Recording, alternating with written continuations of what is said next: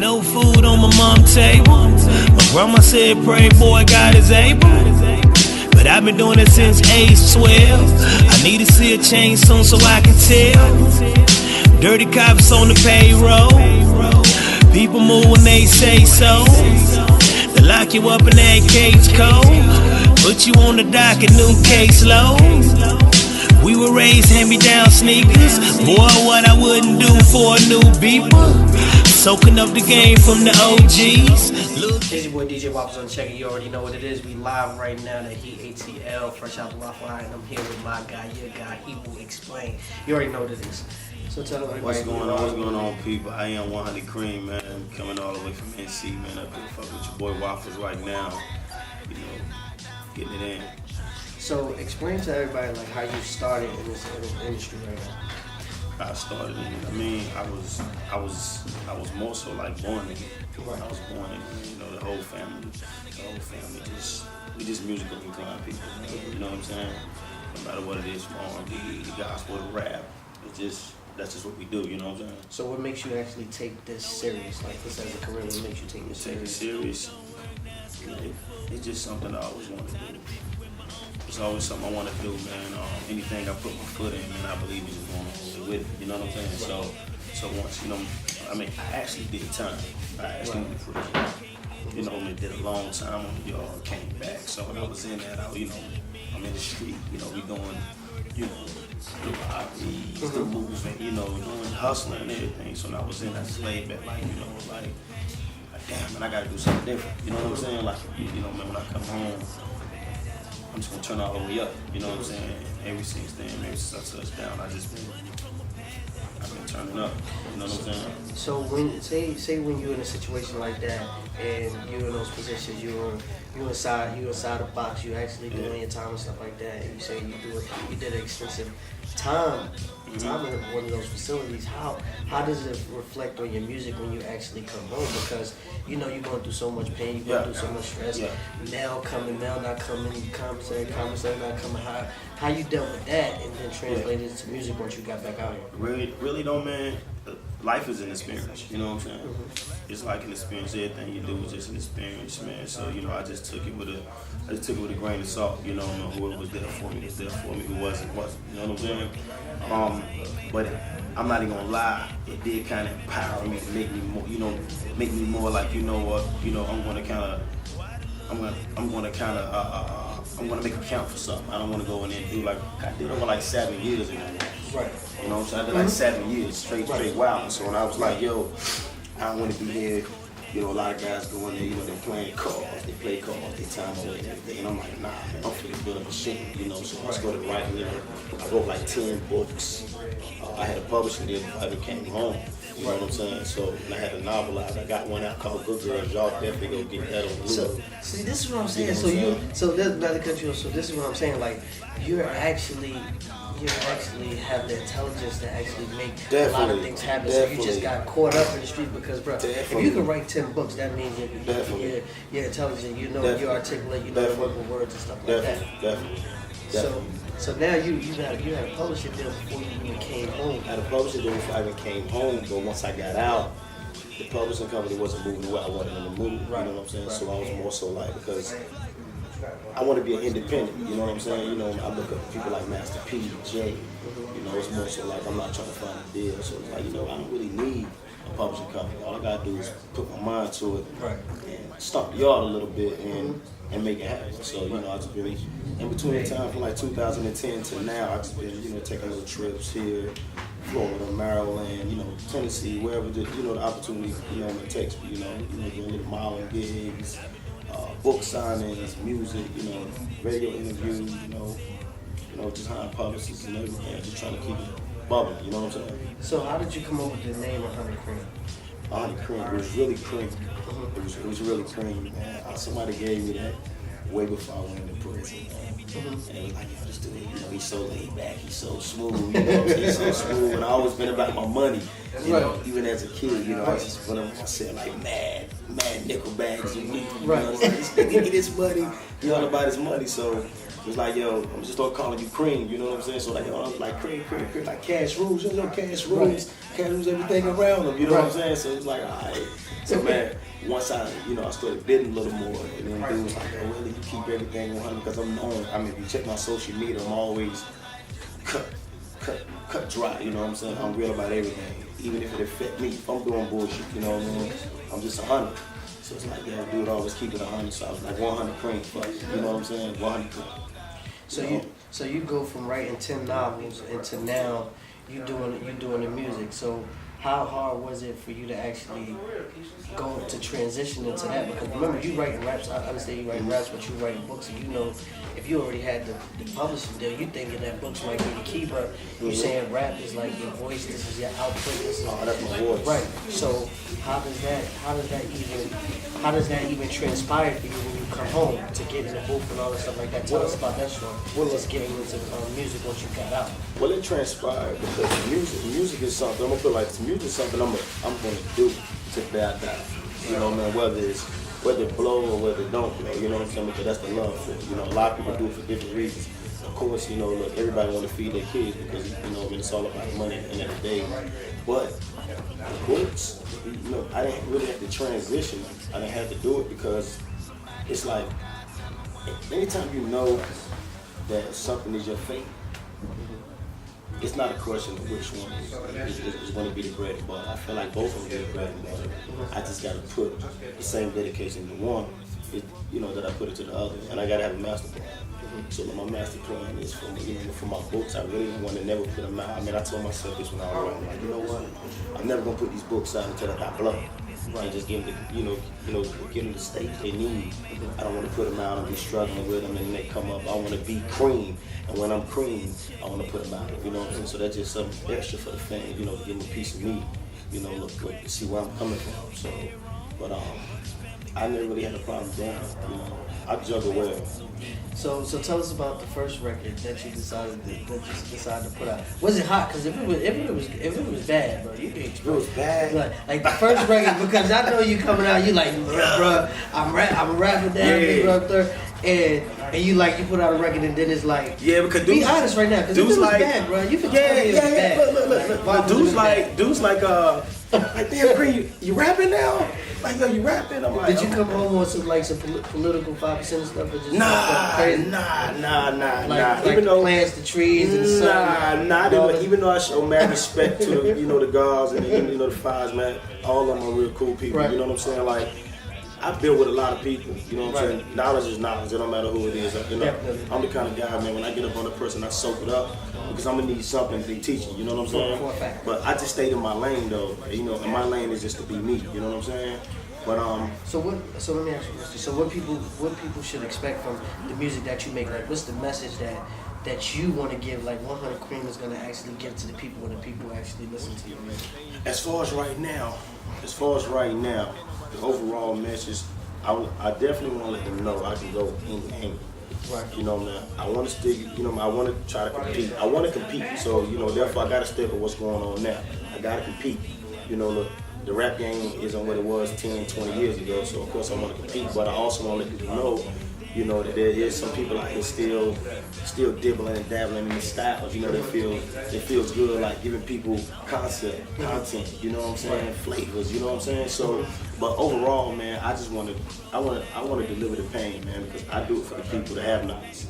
You know what I'm saying? Because that's where I was from. So my thing is, a lot of people get in the game now, and it's automatically they to the top. It's bling bling. Everybody rapping about stacks. And how do you feel about that when you see stuff like that on social media? Because perception is the new reality. You know what I'm saying? So when you see stuff like that, like people posting all this stuff up, and people that you might know that they post all this stuff up, and they look like the glitz and the grabs of the people, but you really know the backstory. Like, y'all ain't really doing it like this. Yeah. How do you feel about shit like stuff like that?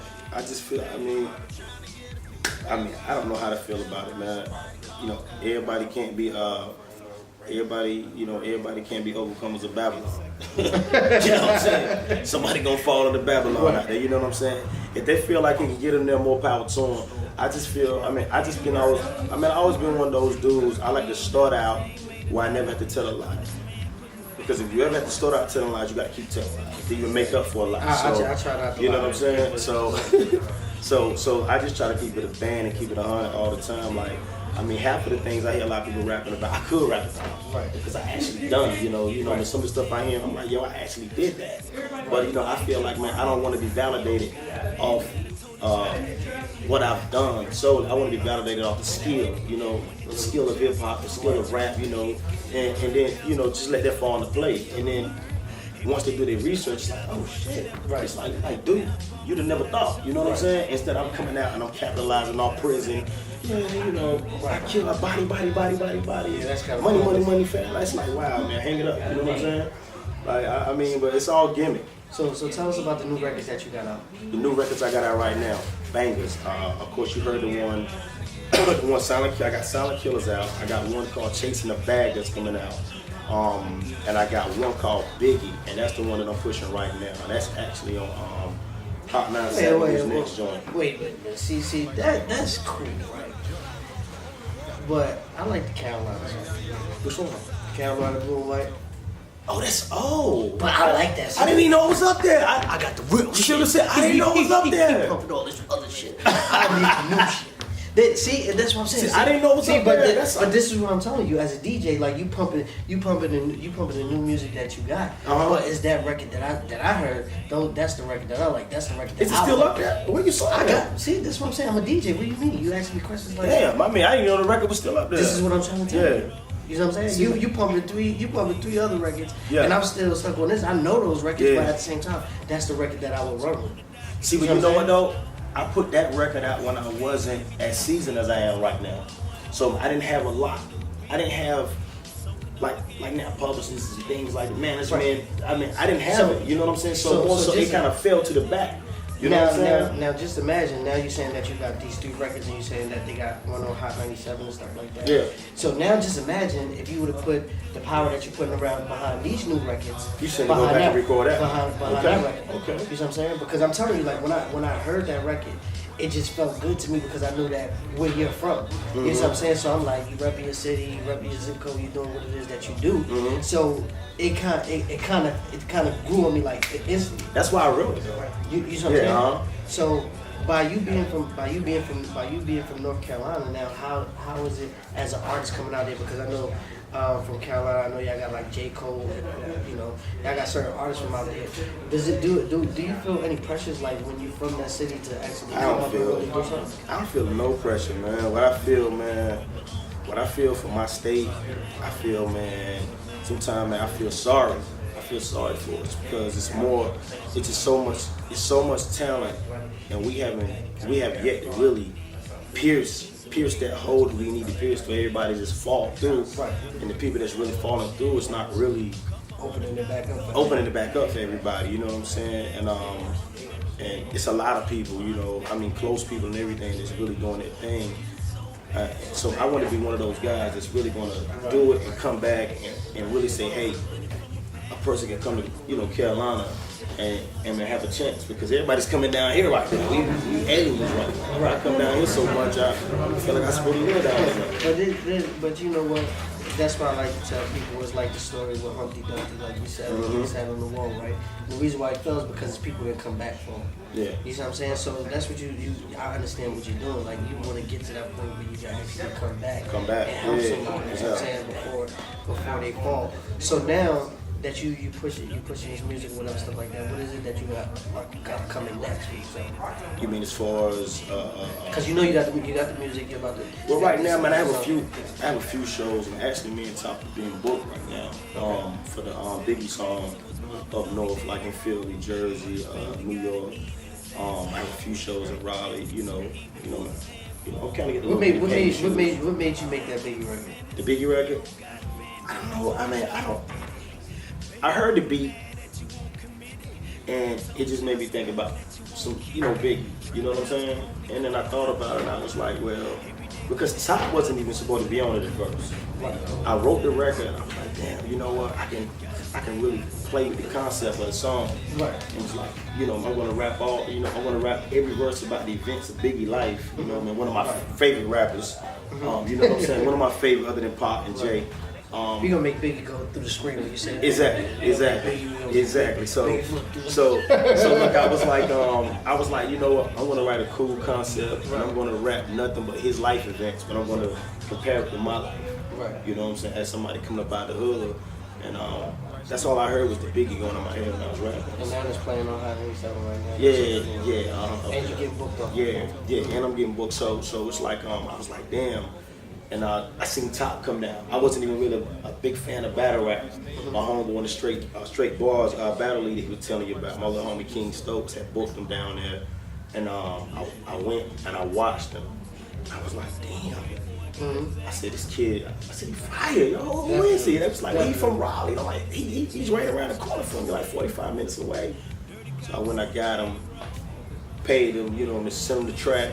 We've been rocking ever since, you know what I'm saying? He was feeling it, so I was like, man, I'm gonna try to get down to Atlanta, man, and shoot a video for it, you know, and go to New York. And yeah, I didn't really expect for it to do what it's doing, but it's really doing a lot of things for me right now.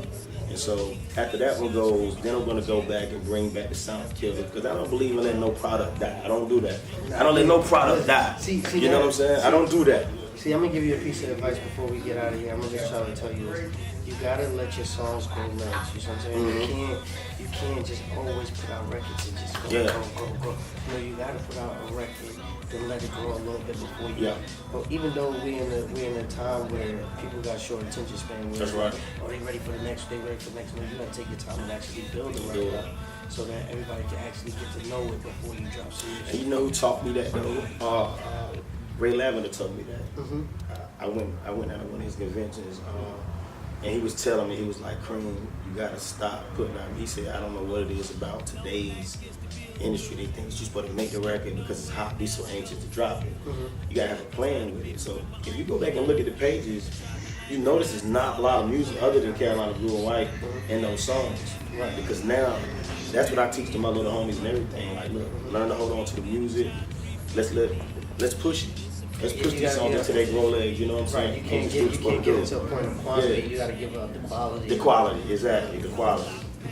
So before we get out of here, tell everybody how they can follow you on social media and anything you got upcoming. I make it real simple, man. At 100 Cream. You can find me at 100 Cream everywhere. That's at 100CREAM. Facebook, Anthony Langston, 100 Cream. That's Periscope. It don't matter what it is. It don't matter what social media link it is. It's at 100 Cream or Anthony Langston. Y'all already know what it is. It's your boy DJ Waffles on the check. Fresh out the Waffle Iron 100 Cream 8. Last court date might get the sentence. P.O. got a vendetta, told the judge I did it. Baby mama mad that you won't commit it. When they told child support that you won't kick it. Trap house the only class that we ever learn. Every day we chase a dollar but it's never coming. Bells bumming said I jumped, now nigga running. Gotta stay out of sight cause the fire burning. Somebody call